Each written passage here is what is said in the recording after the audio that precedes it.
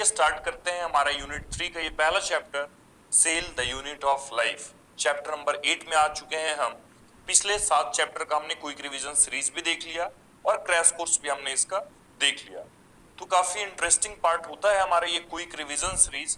इसमें हम स्पीड में एनसीईआरटी की क्विक रिव्यू करते हैं और देखते हैं कि कहां से क्वेश्चंस पूछे गए हैं और कहां से क्वेश्चंस पूछे जा सकते हैं। जो क्वेश्चन पूछे गए हैं उसको मैंने रेड से अंडरलाइन किया है, जो पूछे जाने की प्रोबेबिलिटी है उसको मैंने येलो से अंडरलाइन किया है। तो काफी इंपॉर्टेंट पार्ट है। 4 से 5 क्वेश्चन आते हैं सेल से, हर साल आते हैं। बहुत ही इजी टाइप के क्वेश्चन आते हैं और प्योर एनसीईआरटी से ही क्वेश्चन पूछे जाते हैं। तो चलिए स्टार्ट करते हैं हमारा ये chapter, cell structure and functions का ये पहला chapter, cell the unit of life. तो चलिए थोड़ा ये फास्ट होगा। तो ये जो पहला पैराग्राफ है इसमें तो आप रिडक्शनिस्ट बायोलॉजी सिर्फ याद रखना क्या होता है। तो जो भी फिजिको केमिकल अप्रोच है कि हम लिविंग ऑर्गेनिज्म को स्टडी कर कर जो समझ रहे हैं उसे ही बोलते हैं रिडक्शनिस्ट बायोलॉजी। नेक्स्ट हम आगे बढ़े तो ये जीएन रामचंद्रन का ये आपका फोटो दे रखा है। इन्होंने ही डिस्कवरी की थी triple helical structure of collagen, ये आप याद रखना। नेक्स्ट अगर बात करें हमारा चैप्टर स्टार्ट हो रहा है तो इसमें तो आप जानते ही हैं लिविंग और नॉन लिविंग दोनों में कौन डिफरेंस पैदा करता है। तो जिसके पास सेल है, जिसके पास बेसिक यूनिट ऑफ लाइफ है, वो लिविंग ऑर्गेनिज्म उसको बोलेंगे। 2 तरह के होते हैं, यूनिसेलुलर या मल्टी सेलुलर। ये तो सिंपल सी बात है, आप जानते ही हैं।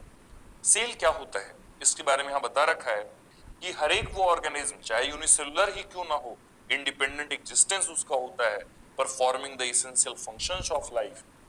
Anything less than a complete structure of a cell does not ensure independent living। काफी इंपॉर्टेंट ये सब बातें हैं। स्ट्रक्चरल फंक्शनल यूनिट होता है किसी भी लिविंग ऑर्गेनिज्म का सेल। और सबसे पहले किसी लाइव सेल को देखने वाले एवे लीवेनहॉक थे। रॉबर्ट ब्राउन ने न्यूक्लियस की डिस्कवरी की थी और सबसे पहले सेल को देखा था रॉबर्ट हुक ने, जो कि डेड सेल था। नेक्स्ट हम आगे बढ़े सेल थ्योरी के बारे में। तो स्लाइडन और स्वान 2 साइंटिस्ट थे जिन्होंने दिया था सेल थ्योरी। तो सेल थ्योरी से पूछे जाने वाले सवाल एम्स में ऐसे भी थे कि बोटनिस्ट थे, 2 बोटनिस्ट और एक बोटनिस्ट और एक जूलॉजिस्ट, दोनों ने मिलकर दी थी सेल थ्योरी। एएनयू में क्वेश्चन पूछा गया था कि स्वान थे क्या, तो जूलॉजिस्ट थे। तो ये दोनों मिलकर इन्होंने एक प्रपोज किया थ्योरी। तो थ्योरी में कुछ बातें कही गई कि जितने भी लिविंग ऑर्गेनिज्म होते हैं सारे सेल से बने होते हैं, नहीं तो सेल के प्रोडक्ट से बने होते हैं। और इसमें ही नेक्स्ट रुडोल्फ वर्चो का जो कहना आया कि all cells rise from pre existing cell, ओमनी सेलुला इज सेलुला, वेरी इंपॉर्टेंट लाइन। इसमें एक खास बात प्रेजेंस ऑफ सेल वाली unique character of plant cells, ये इंपॉर्टेंट है हमारा। दोनों ने मिलकर सेल थ्योरी दी, स्लेडन और स्वान ने। इसके बाद रुडोल्फ वर्चो आए, ये इंपॉर्टेंट है हमारा पोर्शन, ये मैंने आपको बता ही दिया। नेक्स्ट हम आगे बढ़े, कुछ सेल का ओवरव्यू अगर हम देखें तो इसमें पता चलता है कि सेल में सेल वॉल होते हैं, सेल मेम्ब्रेन होता है और खास एक इसमें न्यूक्लियस होता है जो कि मेम्ब्रेन बॉन्ड स्ट्रक्चर है। क्वेश्चंस यही पूछे जाते हैं कि कौन सा मेम्ब्रेन बॉन्ड होता है, कौन सा नॉन मेम्ब्रेनस है, कौन सा डबल मेम्ब्रेन है। तो आप इस पे खासा ध्यान देंगे। तो आगे हम बढ़े, क्या क्या होता है सेल में। न्यूक्लियस होता है, न्यूक्लियस के अंदर क्रोमोसोम होते हैं, क्रोमोसोम के अंदर डीएनए होता है। तो सीक्वेंस में बिल्कुल इसी तरह चलता है। मेम्ब्रेन बॉन्ड होते हैं जो यूकैरियोट्स में होंगे, लेकिन मेम्ब्रेन बॉन्ड न्यूक्लियस नहीं प्रेजेंट होते हैं प्रोकैरियोट में, वहां पर न्यूक्लियोइड होता है या जीनोफोर बोल सकते हैं। नेक्स्ट, प्रोकैरियोट और यूकैरियोट में एक सेमी फ्लूइड मैट्रिक्स होता है जिसे साइटोप्लाज्म बोलते हैं। साइटोप्लाज्म के बारे में एक खास बात, the cytoplasm is the main arena of cellular activities in both the plants and animals. Question पूछा जा चुका है यहाँ से। नेक्स्ट, न्यूक्लियस के अलावे जो यूकैरियोटिक सेल्स में और भी मेम्ब्रेन ऑर्गेनल्स हैं, endoplasmic reticulum, Golgi complex, lysosome, mitochondria, microbodies, vacuoles, खैर बहुत सारे हैं। और प्रोकैरियोटिक सेल्स में ऐसे कोई भी मेम्ब्रेन बॉन्ड ऑर्गेनल्स नहीं प्रेजेंट होते हैं। एक राइबोसोम ही ऐसा एक ऑर्गेनल है जो कि यूकैरियोट हो चाहे प्रोकैरियोट हो, दोनों में प्रेजेंट होता है, जो कि नॉन मेम्ब्रेनस बॉन्ड ऑर्गेनल है। Within the cell ribosomes are found not only in cytoplasm but 2 organelle में भी पाए जाते हैं, क्लोरोप्लास्ट और माइटोकॉन्ड्रिया। तभी तो बोलते हैं राइबोसोम को organelle with in organelle. On rough endoplasmic reticulum पे भी होता है, इसलिए वो तो वो रफ है। Next, animal cells contain other non membrane bond organelles जिनको सेंट्रियोल बोला गया, जो कि सेल डिवीजन में काम आएगा। आप तो जानते हैं ना कि सेल की साइज में बहुत ज्यादा डिफरेंस होता है। तो माइकोप्लाज्मा जो कि सबसे छोटा सेल होता है, जिसकी 0.3 माइक्रोमीटर लेंथ होती है, और इसके साथ ही अगर बैक्टीरिया की बात करें तो बैक्टीरिया 3 से 5 माइक्रोमीटर तक का होता है। और जो ऑस्ट्रिच का एग है वो सबसे बड़ा एग होता है। नर्व सेल लॉन्गेस्ट सेल होते हैं। रेड ब्लड सेल का 7 माइक्रोमीटर डायमीटर होता है। तो सेल का शेप जो है बहुत वेरी करता है, जैसा फंक्शन करता है उसके अकॉर्डिंग उसका शेप भी होता है। ये कुछ डायग्राम दे रखे हैं, इसमें आप याद रखना। बाइकनकेव क्यों है? क्योंकि सरफेस एरिया बढ़ाने का काम कर रहा है। तो कुछ बातें हैं, ये सब आपको बता दी गई हैं पहले ही। अब ये हमारा खास पोर्शन प्रोकैरियोटिक सेल, जहां से एक क्वेश्चन की प्रोबेबिलिटी हर साल बनती है, प्रोकैरियोटिक सेल। तो प्रोकैरियोटिक सेल में आते क्या है, जितने भी मोनरा के मेंबर हैं सब इसमें आते हैं। Bacteria, blue green algae, mycoplasma, PPLO, pleuropneumonia like organism वगैरह सारे मेंबर आते हैं प्रोकैरियोटिक सेल में। प्रोकैरियोटिक सेल तो होते बड़े छोटे हैं, लेकिन डिवीजन बहुत ही रैपिडली होता है, रैपिड डिवीजन होता है। सिर्फ और साइज में वेरिएशन होता है। 4 तरह के बैक्टीरिया होते हैं जो कि हमने देख लिया मोनेरा में। Bacillus, rod like, spherical, कोकस, common विवरियो और स्पाइरल, स्पाइरलम। ठीक है, नेक्स्ट हम आगे देखें। और क्वेश्चंस आपसे यहां से पूछे जाते हैं, prokaryotes have a cell wall surrounding the cell membrane except in mycoplasma. आपने देखा होगा माइकोप्लाज्मा में तो सेल वॉल प्रेजेंट होता ही नहीं है।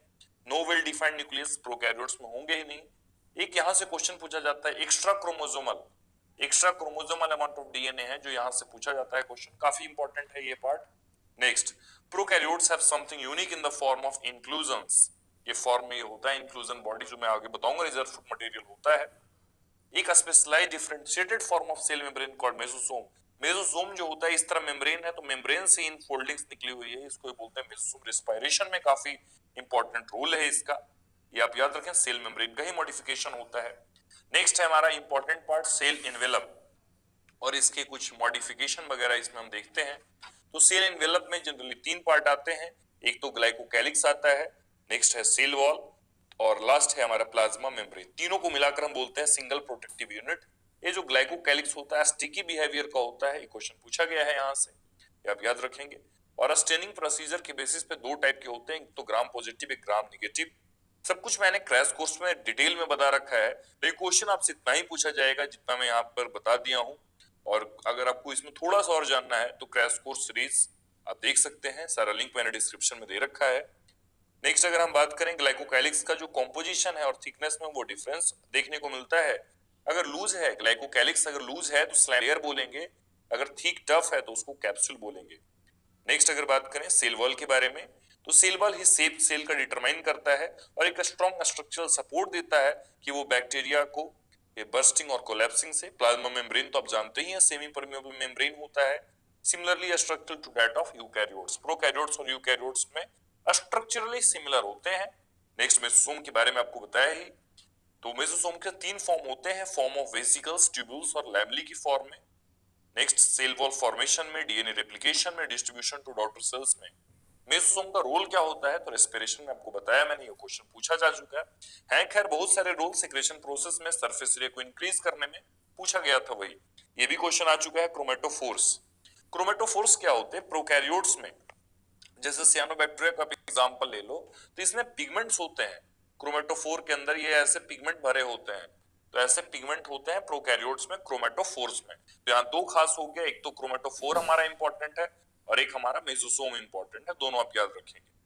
और जो आप तो जानते ही हैं बैक्टीरिया सेल्स का अगर डिवीजन हो तो 3 पार्ट बनते हैं, फिलामेंट, हुक और बेसल बॉडी बनते हैं 3 पार्ट।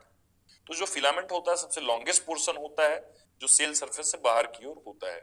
फ्लैजला के अलावे पीली और फिम्बरी भी होते हैं जिनका मोटिलिटी में कोई रोल नहीं होता है, आप याद रखना। पीली क्या होते हैं, स्पेशल प्रोटीन पाइलिन के बने हुए होते हैं। फिम्बरी जो है फाइबर्स होते हैं जो कि झरने होते हैं, तो उसमें बैक्टीरिया को अटैच करने में मदद करता है और हॉस्ट टिश्यू से अटैच करने में। नेक्स्ट हमारा इंपॉर्टेंट पार्ट है राइबोसोम्स, 2-3 बार इससे क्वेश्चन पूछे गए हैं, यहाँ से मैं बताता हूँ आगे। In prokaryotes, ribosomes are associated with the plasma membrane of the cell. Ribosomes are the site of protein synthesis. Very very important. Next जो हमारा आ रहा है पॉलीसोम, इतनी बार पूछी गई, 3 से 4 बार आज तक पूछी गई है नीट एग्जाम में या एपीएमटी में। जो होता क्या है इसमें कि बहुत सारे एमआरएनए जो होते हैं एक सिंगल लाइन पे अटैच होते हैं, और जो सारे को मिलाकर, सारे राइबोसोम्स को मिलाकर पॉलीसोम बोला जाता है या पॉलीराइबोसोम। नाम से ही पता चल रहा है पॉली में बहुत ज्यादा राइबोसोम्स होंगे यहाँ पे। तो यहाँ पर एमआरएनए जो है और प्रोटीन में इसका सिंथेसिस होता है, तो ये हमारा इंपॉर्टेंट पार्ट है। आगे हम बढ़े इसमें इंक्लूजन बॉडी के बारे में अगर हम देखें, तो इंक्लूजन बॉडी क्या होता है, प्रोकैरियोटिक सेल्स में रिजर्व फूड मटेरियल होते हैं। ये किसी भी मेम्ब्रेन से बॉन्डेड होते नहीं हैं, ये क्वेश्चन पूछा गया है। नेक्स्ट फॉस्फेट ग्रैन्यूल्स और साइनोफेस्टिन ग्रैन्यूल्स और ग्लाइकोजेन ग्रैन्यूल्स इस फॉर्म में इंक्लूजन बॉडी स्टोर होते हैं। अब गैस वैक्यूल है कहाँ होंगे, तो ब्लू ग्रीन में और पर्पल और ग्रीन फोटोसिंथेटिक बैक्टीरिया में प्रेजेंट होते हैं। यूकैरियोटिक सेल्स के बारे में तो नेक्स्ट यही हमें जानना भी है। यूकैरियोटिक सेल्स जो होते हैं जैसे प्रोटिस्ट, प्लांट्स, एनिमली और फंजाई ये आते हैं यूकैरियोटिक सेल में। इसमें अच्छा एक कंपार्टमेंटलाइजेशन मिलता है साइटोप्लाज्म का, क्योंकि इनमें मेम्ब्रेन बॉन्ड ऑर्गेनल्स देखने को मिलते हैं बहुत सारे। Eukaryotic cells possesses an organized nucleus with a cell nuclear envelope। तो ये सब बातें हैं कुछ कुछ। अब सब बातें जानते हो, सारी बातें लोअर क्लासेस में पढ़ने की हैं ये सब। Plants and animals are different as the former possesses cell wall. Plant के पास सेल वॉल होगा, प्लास्टिड होगा, एक लार्ज सेंट्रल वैक्यूल होगा जो कि 90% पार्ट ऑक्यूपाई करेगा, which are absent in animal cells. और एनिमल सेल्स के पास सेंट्रियोल होंगे जो कि प्लांट सेल्स में देखने को नहीं मिलेगा हमें। जैसे ये आप डायग्राम देख रहे हो, तो ये डायग्राम आपका प्लांट सेल का, कैसे पहचानोगे, बड़े बड़े सेल वॉल देखने को मिलेंगे। और ये आपका एनिमल सेल है, सिंपल सा सेल मेम्ब्रेन आपको देखने को मिलेगा। इसमें जितने भी पार्ट है आप देख लेना एक बार। जैसे आप वैक्यूल देख रहे हो, मेजॉरिटी ऑफ पार्ट ऑक्यूपाई करने का काम करता है। तो ये हमारा part cell membrane, important part है ये हमारा। सेल मेम्ब्रेन देखें तो सेल मेम्ब्रेन की जो डिस्कवरी है वो 1950 के बाद और अच्छे से देखने को मिल पाई, क्योंकि इन्वेंशन हुआ था इलेक्ट्रॉन माइक्रोस्कोप का। सबसे पहले ह्यूमन आरबीसी में इसे देखा गया, और ह्यूमन आरबीसी में देखने के बाद जो बताया गया कि जो सेल मेम्ब्रेन होते हैं लिपिड्स के होते हैं कंपोज्ड। यहाँ पे जो चेंजेस आई हैं न्यू एनसीईआरटी में वो भी मैं आपको बता दिया हूँ, वहां से आप देख सकते हैं, क्रैश कोर्स की लिंक से आप देख सकते हैं। नेक्स्ट हम आगे बात करें, जो लिपिड्स होते हैं वो बाइलेयर में अरेंज्ड होते हैं। Lipids are arranged within the membrane with the polar head. ये आप याद रखना, पोलर हेड जो होते हैं वो बाहर की तरफ होते हैं, आउटर, और जो नॉन पोलर होते हैं वो इनर साइड में होते हैं, क्योंकि उनको एक्वस एनवायरनमेंट से प्रोटेक्शन चाहिए। ये क्वेश्चन पूछा जा चुका है ये वाला पार्ट। ये इंपॉर्टेंट है हमारा जो लिपिड कंपोनेंट होते हैं। तो मेम्ब्रेन के मेनली फॉस्फोग्लिसराइड्स होता है, फॉस्फो जिसको फॉस्फोएलेसिथिन बोलते हैं। नेक्स्ट हम आगे बढ़े तो प्रोटीन और कार्बोहाइड्रेट का ही मेनली इसमें प्रेजेंस होता है। और इरिथ्रोसाइट अगर आरबीसी की बात करें तो उसमें प्रोटीन 52% होता है और लिपिड 40% होते हैं। एक्सट्रैक्शन के बेसिस पे दो पार्ट है प्रोटीन के, मेम्ब्रेन के प्रोटीन के, इंटीग्रल और पेरिफेरल। अगर जो अंदर में है मेम्ब्रेन में बरीड है, आप डायग्राम ही देखो ना डायरेक्ट, ये देखो, ये जैसे अंदर में ये मेम्ब्रेन में है और ये बाहर में आपको देखने को मिल रहा है ये पेरिफेरल। तो ये बाहर वाला हो गया पेरिफेरल प्रोटीन, और जो अंदर में है इंटीग्रल प्रोटीन। छोटे छोटे येलो दिख रहे हैं वो कोलेस्ट्रॉल, और जो आपको प्रोटीन पे दिख रहे हैं तो ये शुगर दिख रहा है आपको। और नीचे ये जो लेयर है इस तरह ये लिपिड बाइलेयर का स्ट्रक्चर है। तो ये फ्लूइड मोजाइक मॉडल है प्लाज्मा मेम्ब्रेन का, जिसको सिंगर और निकोलसन ने 1972 में प्रपोज किया था। तो यही बात पूछी गई थी एग्जामों में, पूछी जाती भी है। नेक्स्ट, लिपिड का क्वासी फ्लूइड नेचर होना। Quasi fluid means almost liquid होना, तो यही इसे प्रोवाइड करता है कि प्रोटीन का लैटरल मूवमेंट हो सके, और फ्लूइडिटी का भी यही कारण है, मेजर इससे किया जाता है। अब जो फ्लूइड नेचर है मेम्ब्रेन का, उसके कारण उसके क्या क्या फायदे हैं, function, cell growth, formation of intercellular junction, secretion, endocytosis और सेल डिवीजन, काफी इंपॉर्टेंट है। Next part, most important function, तो ट्रांसपोर्ट ऑफ मॉलिक्यूल्स करना प्लाज्मा मेम्ब्रेन का यही खास फंक्शन होता है। सिलेक्टिवली परमिएबल जनरली होते हैं ये, सिलेक्टिवली परमिएबल। अगर मैं कुछ खास बात बताऊं आपको कि जो पैसिव ट्रांसपोर्ट होगा, अगर पोलर मॉलिक्यूल्स है तो वो फैसिलिटेटेड डिफ्यूजन, वाटर है तो ऑस्मोसिस, न्यूट्रल सॉलिड है तो diffusion. Neutral solid means non polar, ठीक है। तो ये बातें मैं आपको बता चुका हूं। फैसिलिटेटेड डिफ्यूजन में काम किया जाएगा चैनल का, करियर का, प्रोटीन का, ये सब का काम आता है। एक्टिव ट्रांसपोर्ट में सोडियम और प्लस पोटेशियम पंप यहाँ पे चलता है, ये इंपॉर्टेंट है, एम्स में पूछा जा चुका है यहाँ से क्वेश्चन। नेक्स्ट है सेल वॉल, हमारा इंपॉर्टेंट पार्ट है सेल वॉल। तो सेल वॉल तो आप जानते ही हो सेल वॉल के बारे में कि एब्सेंट होते हैं एनिमल्स में और प्लांट में प्रेजेंट होते हैं, नॉन लिविंग होता है, रिजिड स्ट्रक्चर होते हैं इसमें। तो ये खास है, आउटर कवरिंग होता है प्लाज्मा मेम्ब्रेन के लिए फंजाई और प्लांट्स में। फंजाई में क्या होगा, काइटिन, प्लांट को सेफ देता है, मैकेनिकल डैमेज और इन्फेक्शन से बचाता है, सेल टू सेल इंटरेक्शन करवाता है, और इंडिजिबल मैक्रोमोलेक्यूल्स के लिए बैरियर का काम करता है। एल्गी में क्या है, तो एल्गी में जो होते हैं वो सेल वॉल होते हैं, और मिनरल्स जो सेल वॉल किस चीज के बने हैं, तो सेलुलोज, गैलेक्टेंस, मैनन्स और मिनरल्स लाइक कैल्शियम कार्बोनेट के बने हुए हैं। और वहीं अगर प्लांट्स में बात करें तो सेलुलोज, हेमिसेलुलोज, पेक्टिन और प्रोटीन के बने हैं। और फंजाई में मैंने आपको बता ही दिया है काइटिन, और जैसे आप देख सकते हो इंसेक्ट वगैरह में तो काइटिन का ही बना हुआ होता है, एक्सोस्केलेटन आर्थ्रोपोड्स। नेक्स्ट, जो सेल वॉल होते हैं यंग प्लांट के, जैसे जो प्राइमरी वॉल होता है capable of growth. Next cell wall of young plants जो होते हैं वहां भी ये ग्रोथ होता है। जैसे जैसे सेल मैच्योर करते हैं धीरे धीरे छोटा होता चला जाता है। नेक्स्ट मैं आगे आपको बताऊं मिडिल लैमेला, एक खास इंपॉर्टेंट पार्ट है, बहुत बार पूछा गया है क्वेश्चन। मिडिल लैमेला ये एब्सेंट इन गार्ड सेल्स, तो एक बात एक्स्ट्रा मैंने बताया है आपको, और इसको पेक्टिनेज से डिसॉल्व कर सकते हैं। पूछा क्या जाता है क्वेश्चन, ये आप देखो मिडिल लैमेला किस चीज की बनी होती है, तो कैल्शियम पेक्टेट की सीमेंट लेयर एक होता है। नेक्स्ट हम प्लाज्मोडेस्माटा की बात करते हैं, तो प्लाज्मोडेस्माटा जो है ये सेल प्लेट होता है जो कि रिप्रेजेंट करता है middle lamella between the wall of two adjacent sales, दो एडजेसेंट सेल को जोड़ने का यहाँ पे काम करता है ये हमारा प्लाज्मोडेस्माटा। नेक्स्ट हम बात करें एंडोमेम्ब्रेन सिस्टम के बारे में, तो एंडोमेम्ब्रेन सिस्टम वो सिस्टम होता है जिसमें कोऑर्डिनेटेड फंक्शन चलता है, फंक्शन के बेसिस पे आपस में जुड़े होते हैं। तो एंडोमेम्ब्रेन सिस्टम में ये टोटल 4 पार्ट आते हैं, एंडोप्लाज्मिक रेटिकुलम, गोल्गी कॉम्प्लेक्स या गोल्गी बॉडी, लाइसोसोम और वैक्यूल। आपस में फंक्शन इनके कॉमन होते हैं।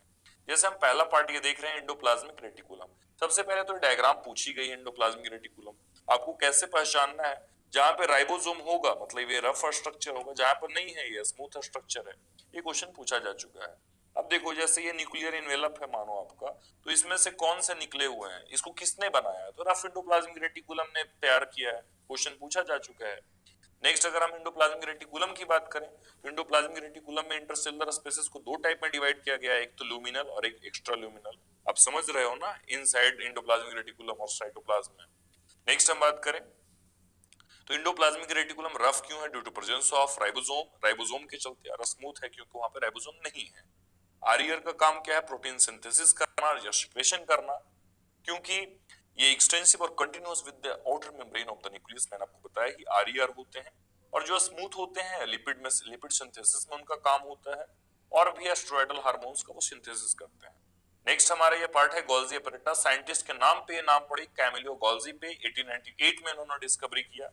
कुछ इसमें सिस्टर्नी होते हैं जो कि खास होती हैं, जो आप पार्ट देख रहे हो सिस्टर्नी है। सिस्टर्नी कैसे डिस्क शेप्ड सेल्स होते हैं ये, आप डायमीटर याद रखना, सब आपस में एक दूसरे पे होते हैं, स्टैकिंग होती है यहाँ पे, और वेरिएबल है सेल में नंबर इनका सिस्टर्नी का। आपको याद क्या करना है, यहाँ पे जो सीस फेस है, सीस फेस क्या होगा, वो कन्वेक्स होगा, और जो ट्रांस फेस होगा वो कॉनकेव होगा। मींस जो कॉन्वेक्स है वो फॉर्मिंग फेस है, और जो कॉनकेव है वो मैच्योरिंग फेस है, आप ये याद रखना। दोनों आपस में डिफरेंट होते हैं लेकिन इंटरकनेक्टेड होते हैं। नेक्स्ट अगर मैं आपको बात बताऊं, गोल्जी apparatus का जो मेन फंक्शन होता है वो पैकेजिंग करने का वो काम होता है मॉडिफिकेशन के बाद। मेजर साइट जो होते हैं फॉर्मेशन ऑफ ग्लाइकोलिपिड और ग्लाइकोप्रोटीन का ये करता है। होता क्या है, जैसे रफ एंडोप्लाज्मिक रेटिकुलम है उसने प्रोटीन को बनाया, प्रोटीन को सीस फेस से भेजेंगे आगे, सीस फेस से ट्रांसफेस, ट्रांसफेस से वेसिकल्स, वेसिकल्स से फिर लाइसोसोम की फॉर्म में वो बाहर आ जाएगा सेल के बाहर। बिल्कुल इसी तरह होता है, जो सिस्टर्नी आपने देखा वहां पे सिर्फ मॉडिफिकेशन चल रहा है, मींस ग्लाइकोसाइलेशन चल रहा है। नेक्स्ट हम बात करें लाइसोसोम्स के बारे में, तो लाइसोसोम्स से जो क्वेश्चन पूछी जाती है कि हाइड्रोलिटिक एंजाइम्स ऐसे कौन से ऑर्गेनेल में प्रेजेंट है, तो लाइसोसोम्स में मेम्ब्रेन बॉन्ड होता ही है, पैकेजिंग के बाद आया है ये लाइसोसोम। और जैसे बहुत सारे हाइड्रोलिटिक एंजाइम, लाइपेज है तो फैट के लिए, लिपिड्स के लिए, प्रोटीएज है तो प्रोटीन्स के लिए, कार्बोहाइड्रेज है तो कार्बोहाइड्रेट के लिए। एक चीज आप याद रखना, एसिडिक पीएच पे ये जनरली काम करता है। आपको पूछेगा 8 पीएच पे काम करेगा, तो बिल्कुल नहीं, एसिडिक पे काम करना है, 6 के नीचे ही काम करना है, 5 पे जनरली काम करता है ये। कैपेबल ऑफ डाइजेस्टिंग आपने देख ही लिया। नेक्स्ट वैक्यूल्स, वैक्यूल्स जो होता है मेम्ब्रेन बॉन्ड स्पेस है, यहाँ पे एक टोनोप्लास्ट होता है खास। टोनोप्लास्ट का काम क्या होता है कि उनके आयंस को ये फैसिलिटेट करे कि ग्रेडियंट इसमें मेम्ब्रेन को मेंटेन करने के लिए। जो टोनोप्लास्ट होता है वो सिंगल होता है, और वैक्यूल पूरा 90% पार्ट ऑक्युपाई करता है किसी भी सेल का, तो आप देख ही रहे हैं इसमें होता क्या क्या है। तो वैसी चीज जो हमारे सेल के लिए इंपॉर्टेंट नहीं है वो होते हैं वैक्यूल्स में, टोनोप्लास्ट आप याद रखना इसमें, और ये सब बातें हैं। और अमीबा में कॉन्ट्रेक्टाइल वैक्यूल देखने को मिलता है आपको, जो कि एक्सक्रीशन करेगा। और सेल में जैसे प्रोटिस्ट है उसमें फूड वैक्यूल्स है, तो इनगल्फिंग फूड पार्टिकल्स के लिए। नेक्स्ट हमारा इंपॉर्टेंट पार्ट माइटोकॉन्ड्रिया। माइटोकॉन्ड्रिया को जब तक आप स्टेनिंग नहीं करोगे तब तक आप उसे नहीं देख पाओगे, तो जेनस ग्रीन हम इसे स्टेनिंग करते हैं। माइटोकॉन्ड्रिया का जो नंबर है पर सेल वेरिएबल होता है, उसके फिजियोलॉजिकल एक्टिविटी पे वो डिपेंड करता है। तो ये सब बातें 100 से शेप का होता है, सिलिंड्रिकल होता है, डायमीटर और लेंथ आप याद रखना। डबल मेम्ब्रेन होता है, आप जानते ही, एक आउटर मेम्ब्रेन होता है, एक इनर मेम्ब्रेन। क्वेश्चन पूछा जा चुका है, लेबलिंग के लिए आई थी। आउटर मेम्ब्रेन आप देख रहे हैं, इसके बाद इनर मेम्ब्रेन, और ये जो ग्रीन कलर का आप देख रहे हैं मैट्रिक्स होता है, और इसके बाद दोनों मेम्ब्रेन के बीच का जो स्पेस है उसको इंटरमेम्ब्रेनस स्पेस बोलते हैं। क्रिस्टी जो सरफेस से इंक्रीज करने का काम करता है, वो क्रिस्टी वाला पार्ट है। हम इसमें आगे देखें तो इनर कंपार्टमेंट को मैट्रिक्स बोला जा रहा है, और आउटर जो है वो लिमिटिंग बाउंड्री है। जो आउटर होता है वो स्मूथ होता है और पोरस होता है। इनर मेम्ब्रेन जो है उससे क्रिस्टी निकला है, क्रिस्टी सरफेस एरिया इंक्रीज करने का काम करेगा। जो मेम्ब्रेन्स हैं उनके पास खुद के स्पेसिफिक एंजाइम्स होते हैं। माइटोकॉन्ड्रिया का काम एरोबिक रेस्पिरेशन करना, और ये they produce cellular energy, ATP के फॉर्म में वो एरोबिक रेस्पिरेशन से एनर्जी प्रोड्यूस करते हैं, इसलिए इसे powerhouse of the cell भी बोलते हैं। मैट्रिक्स में ही आपको सब कुछ देखने को मिलेगा, सिंगल सर्कुलर डीएनए भी मिलेगा, कुछ आरएनए के मॉलिक्यूल्स मिलते हैं, राइबोसोम्स होगा 70s। अब ये 70s का आप ये चक्कर याद रखना कि जो ऑर्गेनेल में राइबोसोम प्रेजेंट होंगे वो 70s होंगे, और जो ये साइटोप्लाज्म में जो राइबोसोम होंगे वो 80s होंगे। ये आप याद रखना, डिवीजन से वो माइटोकॉन्ड्रिया जनरली डिवाइड करते हैं। नेक्स्ट मैं आपको आगे बताऊं, आगे हमारा पार्ट है प्लास्टिड्स। नेक्स्ट हम देखें प्लास्टिड। तो प्लास्टिड्स कहाँ होते हैं? प्लांट सेल्स में और इग्लिनोइड्स में प्रेजेंट होते हैं। पिगमेंट्स के बेसिस पे तीन पार्ट है, क्लोरो, क्रोमो और ल्यूकोप्लास्ट। जो क्लोरोप्लास्ट होता है उसमें क्लोरोफिल प्रेजेंट होते हैं, ये तो आप बात जानती हो, सिंपल सी बात है, और लाइट एनर्जी को करेगा, ट्रैप फोटोसिंथेसिस करेगा। नेक्स्ट है इसमें कैरोटीनॉइड पिगमेंट्स भी प्रेजेंट होते हैं। तो कैरोटीनॉइड पिगमेंट्स हैं तो जनरली कैरोटीन और जेंथोफिल्स वगैरह इसमें प्रेजेंट होते हैं। ये फैट सोलुबल आप याद रखना। इसके बाद जो कलर प्रोवाइड करेंगे, नेक्स्ट हमारा ल्यूकोप्लास्ट इंपॉर्टेंट है। ल्यूकोप्लास्ट कलरलेस प्लास्टिड होते हैं जिनमें न्यूट्रिएंट्स स्टोर होता है। अमाइलोप्लास्ट है तो स्टार्च को स्टोर करेगा, जैसे पोटैटो में। इलायोप्लास्ट है तो ऑयल को स्टोर करेगा, फैट को। एलिरोप्लास्ट है तो प्रोटीन को। आपको याद आना चाहिए एलिरॉन लेयर, जो कि इंपॉर्टेंट पार्ट है, मैंने आपको बताया है मॉर्फोलॉजी ऑफ फ्लावरिंग प्लांट्स में। ये हमारा डायग्राम है क्लोरोप्लास्ट का। तो सिंपल सी चीज, आउटर मेम्ब्रेन, इनर मेम्ब्रेन, ये भी डबल मेम्ब्रेन होता है। ग्रैनम आप देख रहे हैं, ये पूरा ग्रैनम का पार्ट है। थैलाकॉइड है और एस्ट्रोमा लैमनी जो दोनों को जोड़ने का काम कर रहा है। मेसोफिल सेल्स होते हैं लेंस शेप्ड के। जनरली ये जो शेप है क्लोरोप्लास्ट का, ओवल है, स्फेरिकल है, डिस्क्वायड है, इवन रिबन लाइक भी होता है। और इसमें ये आप डायमीटर याद रखना। और जनरली एक सेल में जनरली 20 से 40 पर सेल में मेसोफिल सेल का जो नंबर है वो 20 से 40 होता है। क्लेमाडोमोनास के यहाँ पर एक सेल में एक मिलता है। माइटोकॉन्ड्रिया के ही तरह डबल मेम्ब्रेनस होता है ये। जनरली ये इनर जो क्लोरोप्लास्ट मेम्ब्रेन होते हैं लेस परमेबल होते हैं। The space limited by the inner membrane of the chloroplast stroma, वहां मैट्रिक्स था तो यहाँ स्ट्रोमा है। इसमें थैलाकोइड्स प्रेजेंट होते हैं। थैलाकोइड्स क्या ये अरेंज रहेंगे स्टॉक में, तो इसको ग्राना बोलते हैं हम यहाँ पर। फ्लैट मेम्ब्रेनस सैक होते हैं, क्वेश्चन पूछा गया है। थैलाकोइड्स आर अरेंज इन स्टैक, इसको ग्राना बोल रहे हैं। नेक्स्ट स्ट्रोमा लैम्बली आपको मैंने दिखाया ही। स्ट्रोमा में क्या होगा? एंजाइम्स प्रेजेंट होते हैं कार्बोहाइड्रेट और प्रोटीन्स के सिंथेसिस के लिए। होगा क्या? और इसमें डीएनए मॉलिक्यूल्स होंगे, राइबोसोम होंगे, और इसके अलावा 80s होगा साइटोप्लाज्म में, और 70s ऑर्गेनल में, जो कि मैंने आपको बताया। जो क्लोरोफिल के पिगमेंट्स होते हैं वो थैलाकोइड्स में प्रेजेंट होते हैं। ये हमारा नेक्स्ट इंपॉर्टेंट पार्ट राइबोसोम्स के बारे में। राइबोसोम के बारे में आपको बताया मैंने, ऑर्गेनल विद इन ऑर्गेनल बोला जाता है। ग्रेनुलर स्ट्रक्चर है, जॉर्ज ब्लैंक ने डिस्कवरी की थी। प्रोटीन्स और राइबोन्यूक्लिक एसिड इसका कंपोज्ड होता है। कोई भी मेम्ब्रेन इसमें होते नहीं। यूकैरियोट में 80s और प्रोकैरियोट में 70s। एस यहाँ पे सेवरबर्ग यूनिट है जो कि सेडिमेंटेशन कोएफिशिएंट है। ये डायरेक्टली और इनडायरेक्टली ये डेंसिटी और साइज का मेजरमेंट है। तो 70 और 80s राइबोसोम दो सब यूनिट्स के बने हुए होते हैं। जैसे 70s है तो 50+30 का बना हुआ, 80s है तो 60+40 का। तो जो दोनों एस है जोड़ने का काम कौन कर रहा है यहाँ पे? मैग्नीशियम काम कर रही है, याद रखना। नेक्स्ट हमारा इंपॉर्टेंट पार्ट साइटोस्केलेटन। तो साइटोस्केलेटन क्या है? फिलामेंटस प्रोटीनियस स्ट्रक्चर है जो कि साइटोप्लाज्म में प्रेजेंट होता है, जो कि सेल को एक फ्रेमवर्क तैयार करने का काम करता है, जिसको साइटोस्केलेटन बोलते हैं। मैकेनिकल सपोर्ट के लिए, मेंटेन मोटिलिटी के लिए, और एक क्वेश्चन पूछा जाता है maintenance of the shape of the cell के लिए।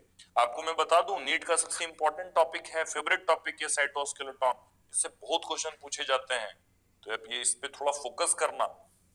कोई भी पार्ट है, माइक्रोफिलामेंट्स, माइक्रोट्यूबुल्स, सब मैंने बता रखा है, एक्स्ट्रा पार्ट जो इसके हैं क्रैश कोर्स में। नेक्स्ट ये आप देख रहे हैं, यहाँ पे हमारा पार्ट सीलिया और फ्लैजला के बारे में यहाँ पे आप देख रहे हैं।